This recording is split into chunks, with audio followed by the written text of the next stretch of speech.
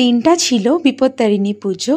আর ওই দিনকে তো আমার সকালবেলায় ক্লাস ছিল, যেহেতু স্যাটারডে অ্যান্ড অনেকটা লেট হয়ে গেছিলো, তাই আমি উবার করে নিয়েছিলাম।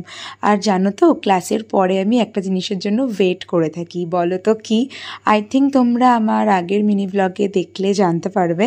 হ্যাঁ, আমি পেয়ারা মাখা খাওয়ার জন্য ওয়েট করে থাকি। আর এই দিনকে আমি না পেয়ারা মাখার সাথে সাথে আমড়া মাখাও নিয়ে নিয়েছিলাম। আর এত ভালো বানায় না এই দাদুটা, মানে আমার ফেভারিট। তোমরাও কিন্তু ট্রাই করতে পারো। লোকেশন হচ্ছে ওয়েভেল মোড়ের ঠিক অপোজিটে বসে। অসাধারণ বানায়, একবার না খেলে বিশ্বাস করবে না। তারপর ঘরে এসে ভাত, সয়াবিন অ্যান্ড পোস্ত খেয়ে নিয়েছিলাম, আলু ঝিঙে পোস্ত। যেহেতু শনিবার তো নিরামিষ, আর বিপত্তারিণী পুজো তো নিরামিষই হবে। তার সাথে সাথে মা এখানে লুচি আর সুজি বানাচ্ছে, কারণ তোমরা তো জানোই বিপত্তারিণী পুজোতে যে উপোস করে তাকে 14খানা লুচি খেতে হয়, if I am not wrong. And বলো তো এই ফলটার নাম কি? আমি জানি, দেখি তোমরা কজন জানো। গোলুর কিন্তু এই ফলটা দারুণ লেগেছে।